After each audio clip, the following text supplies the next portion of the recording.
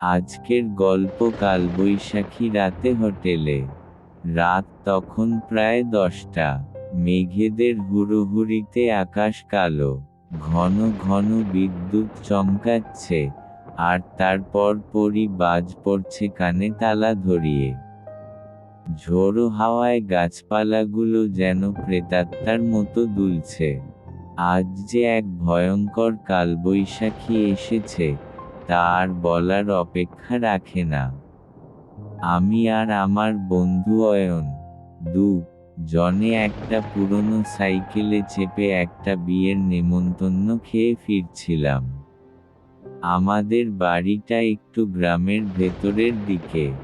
পাকা রাস্তা থেকে প্রায় 3 কিলোমিটার কাঁচা রাস্তা পেরিয়ে যেতে হয়। হঠাৎই একটা বিকট শব্দে আমাদের সাইকেলের চাকাটা গেল ফেটে। অয়ন হতাশ হয়ে বলল, "কি রে, এখন কি করব? এই ঝড়ের মধ্যে এই জঙ্গলের মাঝখানে সাইকেল ঠেলে নিয়ে যাওয়া তো অসম্ভব।" চারিদিকে ঘন অন্ধকার। আমাদের মাথার ওপর শুধু একটা তালগাছ দাঁড়িয়ে আছে, আর তার পাতাগুলো ঝড়ের দাপটে ভয়ঙ্কর শব্দ করে কাঁপছে। আমরা জনেই ভয় পেয়ে গেলাম। আর তখনই অয়ন আঙুল তুলে দেখালো একটা কুঁড়েঘর। কুঁড়েঘরের সামনে একটা সাইনবোর্ড। ঝড়ের হাওয়ায় সাইনবোর্ডটা নড়ছিল, আর তাতে লেখা ছিল, "ভাতের হোটেল"। আমরা জনে যেন জীবন ফিরে পেলাম। এই ঝড়ের রাতে একটু আশ্রয় আর কিছু খাবার পেলে মন্দ হয় না। আমরা সাইকেলটা কোনোরকমে ঠেলে নিয়ে হোটেলটার দিকে এগোলাম। হোটেলটা দেখতে খুব পুরনো আর জীর্ণ।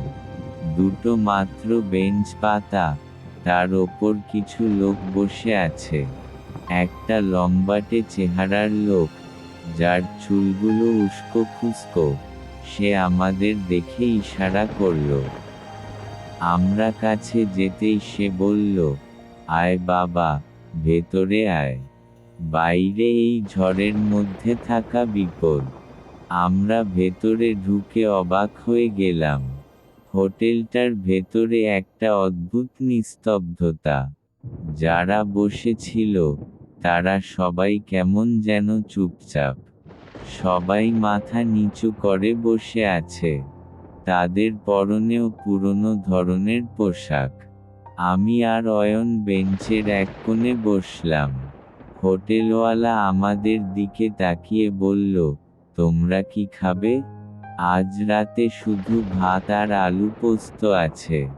অয়ন বলল, "হ্যাঁ, এটাই হবে। যা আছে দিন।"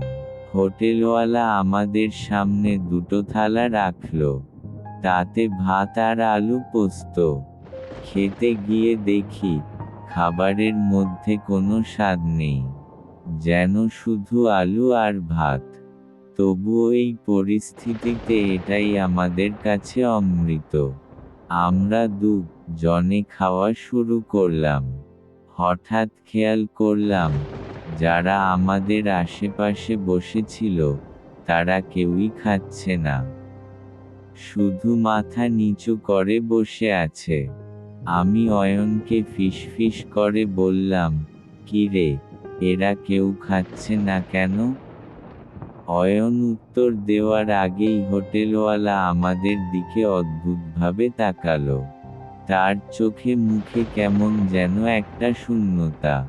সে আমাদের দিকে ঝুঁকে এসে বলল, "তোমরা বোধহয় জানো না, এখানে যারা খেতে আসে, তারা কেউ জীবিত নয়। সবাই বহুকাল আগে এই ঝড়ে মারা গেছে।" আমি আর অয়ন ভয়ে জমে গেলাম। আমাদের হাত থেকে থালা পড়ে গেল। আমার হাত পা ঠান্ডা হয়ে আসছে। হোটেলওয়ালা আমাদের দিকে হাসিমুখে তাকিয়ে বলল, "আজ রাতে তোমরাও আমাদের দলের সদস্য হবে।" আমরা ভয়ে প্রায় জ্ঞান হারানোর জোগাড়। বাইরে ঝড় আরও ভয়ঙ্কর রূপ ধারণ করেছে। হোটেলওয়ালা হঠাৎ অদৃশ্য হয়ে গেল। আর তখনই আমাদের পাশে বসা লোকগুলো উঠে দাঁড়ালো। তাদের চোখগুলো জ্বলন্ত কয়লার মতো জ্বলছে। তারা আমাদের দিকে এগিয়ে আসতে লাগলো। আমাদের আর কিছু করার ছিল না। আমরা জনে চিৎকার করে হোটেল ছেড়ে ছুট দিলাম। পেছনে তাকিয়ে দেখি, তারা আমাদের পেছনে পেছনে আসছে। তাদের পা মাটিতে পড়ছে না। আমরা ছুটতে ছুটতে অবশেষে পাকা রাস্তায় এসে পড়লাম। আর তখনই চোখে পড়ল একটা টর্চের আলো। আমাদের গ্রামের একজন চেনাজানা লোক। সে আমাদের দেখে অবাক হয়ে বলল, তোমরা এই ঝড়ের রাতে এখানে কি করছো? আর ওই হোটেলটা তো অনেক বছর আগে ঝড়ে ভেঙে গেছে। সেখানে তো কিছুই নেই। আমরা পেছনে তাকিয়ে দেখি, সত্যিই সেখানে কিছুই নেই। শুধু ঘন জঙ্গল আর ভাঙা ইটের স্তূপ। আমরা যেন আকাশ থেকে পড়লাম। তাহলে আমরা এতক্ষণ কাদের সঙ্গে ছিলাম?